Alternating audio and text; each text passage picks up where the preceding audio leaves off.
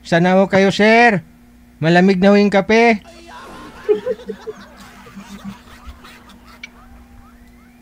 Romeo, si Ma'am Juliet to, nasa linya.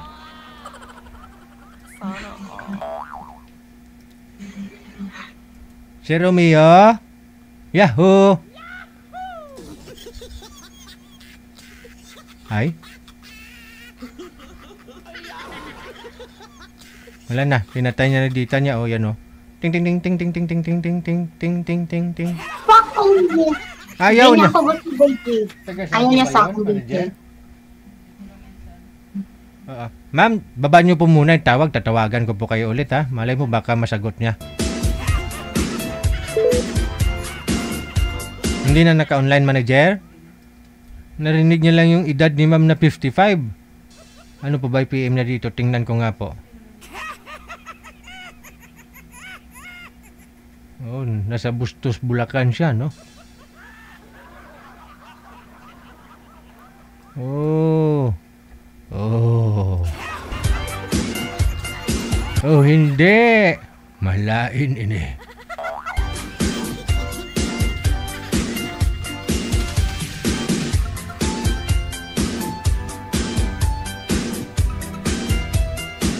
Hindi talaga. Online siya, manager, oh. Online po siya.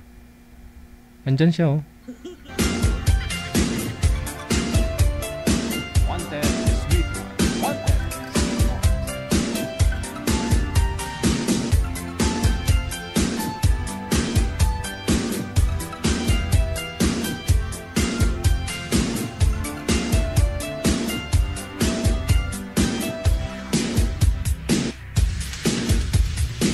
Wala na, hindi na online talaga. Wag na natin pilitin pa, no? Baka ho gusto ninyo makausap si Madam Adela. Edad po noon, 55. Hiwalay sa asawa, 18 years na pong hiwalay, no? Nasa Viber po siya, install po kayo ng Viber, tapos po i-PM nyo po kami dito. Ito po yung account namin, no? Sa Viber or sa Imo, pareho lang ho yan. Sabihin nyo po na gusto nyo po makausap si Ma'am Adela. Meron na? Aba. Meron na po, ma'am, no?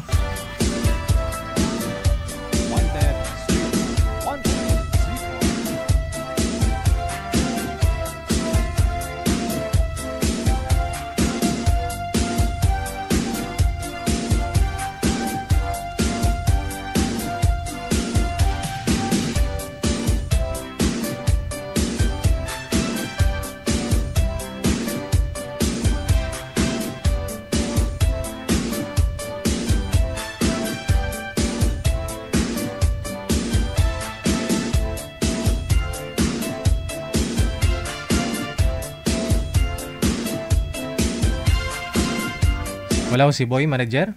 Wanted, sweetheart. Wanted, sweetheart. Sir, sana po kayo. Pangalan nito si JC, no? Sir JC? Lapit po kayo. Lumapit po, sir, sa kamera. Isagad po ang ulo, sir. Kalendaryohong nakikita. Pag-isagad ho ng ulo.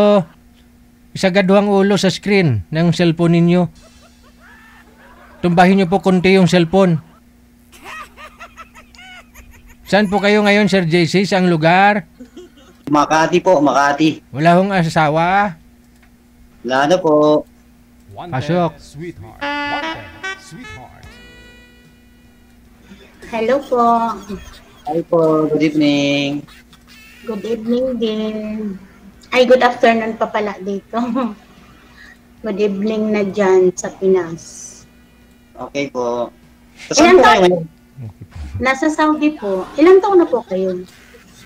55 po. Same lang tayo. Pero, I mean, magpi-56 na ako ngayong 23. Okay. Nang isang taon. Okay kayo. Ay, musta po kayo? Okay to, okay lang dito sa trabaho. Oh, sana all puro okay. Sa Makati kayo? Saan kayo sa Makati? Dito lang sa Makati app. Saan banda yun? Kasi ako sa Parañaque. Dito po lang, malapit sa munisipyo. Ng Makati. Dito po. Ganun po. Saan po kayo dito sa Pinas? Paranaque. Actually, taga-Siargao ako, pero dyan ako sa Parañaque, sa Bitter Living. Diyan ako halos lumaki. Pero yung pinaka-province ko talaga is Siargao. Ay, ano yung mga salitang Bisaya yun, di ba? Oo, Bisaya. Pero Kapag Bisaya dito sabi ni DJ. taga Mindanao din po ako. Saan po sa Mindanao? Davao. Bisaya. Parehas lang. Pero hindi ko masyado naintindihan yung Bisaya. Dito na kasi ako lumaki sa Mm, Dito na ako lumaki sa Quezon City. okay lang. May ano po kayo, mga anak? Meron po. Ilan ang May anak mga mo? 4 po. Puro lalaki. May mga pamilya na po yung 2. Yung isa, K-12. Yung pangatlo, ano na rin, tapos na rin. Ako 6 ang anak ko. Mas marami ako sa'yo. Pero may mga asawa na, 2 na lang yung walang asawa. Yung panganay ko is binata pa, tapos yung panganay ko din sa babae is nag-aaral ngayon ng nursing sa Cebu. May awa ang Diyos next year, graduating na siya. Pero yung iba may mga asawa, yung 4 may mga ano na, kanya-kanyang buhay na. Okay po. Ganun talaga. Ganun talaga, darating ang time, mag-iisa ka na lang sa buhay mo pag nag-asawa ng mga bata. Kaya nga hanggat maaga pa naghahanap-hanap na. Malay mo, di ba? Bagay, malay nyo, dito nyo mahanap yung the one, yung forever. Malay mo, Pakitanggal daw ng kamay mo, sir, sa bibig. Mukha ka daw bading, sabi sa comment. Di bale na po, di bale na. Isaway itong Okay lang. natin. Sanay lang. Sanay lang magkalubaba. Ano po ang hanap nyo sa isang babae? Depende po. Wala naman po sa hanap yan eh. Kung sa panahon ngayon, di na kailangan yung ganda. Kailangan mabait. At saka marunong sa buhay. Oo, yun ang importante. Kasi ako, 18 years na akong single mother. Makita mo naman, ako lang mag-isa nag-provide sa mga anak ko, lahat. Awa ng Diyos. Nakakaraos din. Ganun na lang, pabalik-balik ako. I mean, start ng abroad ako noong 2013. Tapos, ngayon, eto ako ulit. Kaya pa naman. May awa ng Diyos. Tinanggap pa. Basta ex-abroad. Walang problema. Kahit na 50 plus na. Basta kaya pa. Basta kaya pa yan. Go, go, go lang. Oo. Kasi ang hirap dyan sa Pilipinas, hindi yung kita ko. Kasi sa dami ko mga anak, siyempre sa akin lang aasa kahit may mga pamilya na. Mama pa rin. Ganun naman talaga eh. Umaasa kay mama.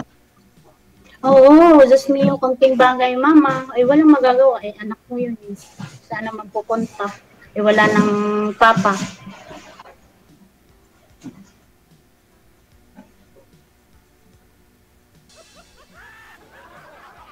Kayo, ma-explain lang ang ating oras dito kay DJ. Na-request talaga kay DJ na bigyan ako ng malay mo. Nag-request lang din ako sa kanya, first timer po ako dito. Naiinggit lang ako sa mga kasama ko. Pag mga wala nang time. Kaya nagpakasakali din dito kung mahanap yung forever. First time ko rin po dito. At ito po, pumili talaga kay DJ. Sabi ko, DJ, hanapan mo na. Pwede pa naman siguro, sabi ko. Wala namang masama. May mga sumasali nga dito, 75 years old. Wala namang problema po yung sa ganyang edad. Ang hanap lang naman siguro dito for companion na lang eh. Hindi nahanap yung ibang bagay. Yung may magtitimpla lang ng kape. may pakakwentuhan pagdating sa gabi. Tama. Yan. Lang, habang buhay pa tayo, enjoy na lang natin yung ating life. Huwag na tayong magpaka-eme-eme pa. Habang nabubuhay tayo, i-enjoy na lang. Okay. Gano'n naman talaga ang buhay din. Pag habang nabubuhay, enjoy mo na lang yun, yung natitirang kakitilim na kasi. Lalo na yung mga medyo may mga edad na. Napapansin ako dito, pag nanonood ako ng live, mga choosy pa no? Mga gurang na. Oo, Diyos ko, kunyari pa. Wala naman ang sa panahon ngayon. Basta ba wala tayong inaapakan tao, wala tayong sinasagasaang tao. Go lang yung kailangan maging choosy kasi kung matanda na, scam pa, mahirap po yun, no? Kaya choosy talaga dapat. Oo, sa pag-asawa. Totoo yan, DJ. Ako hindi yan. Wala na siya. Entertainment.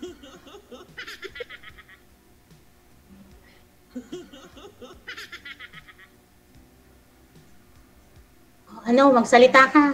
Konti lang ang ating oras, DJ. At least wala may na siguro ako magtatanong kasi sinabi nyo na po lahat eh.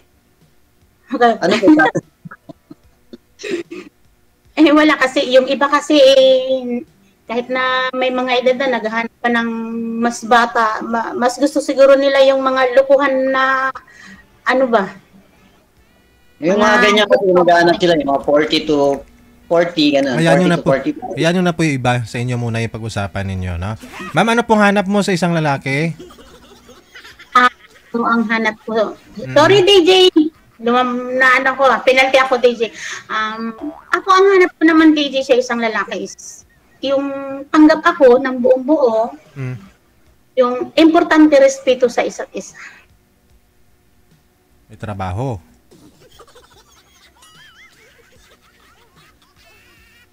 Wala na. Tama po yan, tama po. Wala na. Bye-bye. Good evening. Night po.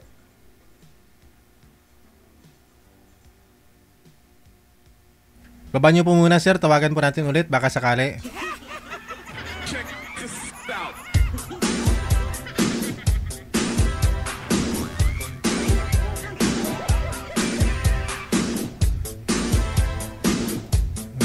Kasi kung may edad ka na, nagkamali ka sa una, pangalawa, pangatlo, tapos may edad ka na, senior ka na, tapos may scam ka pa.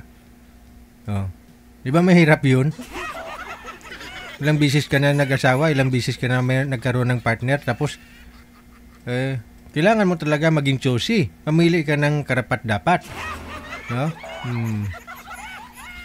Ito na, andyan na, bumalik si ma'am. Ba't nawala kayo, ma'am? Ano nangyari? Pumawag po yung boss ko. Kaya na wala ang signal.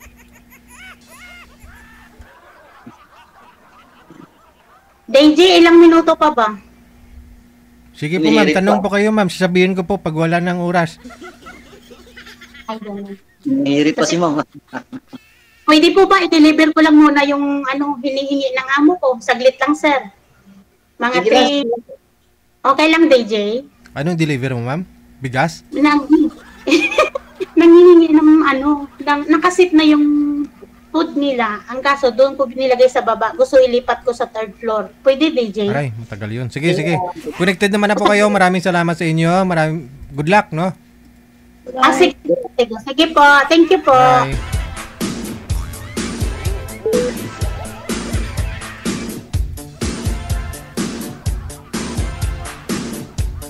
Wala na. Kakain na pala yung mga amo. Ba't kasi sa baba, sa 3rd floor pala kakain eh? Ikaw nakain na doon yung pagkain, tamad mga amo niya, no? Tamad bumaba. Gusto talaga ilipat sa taas.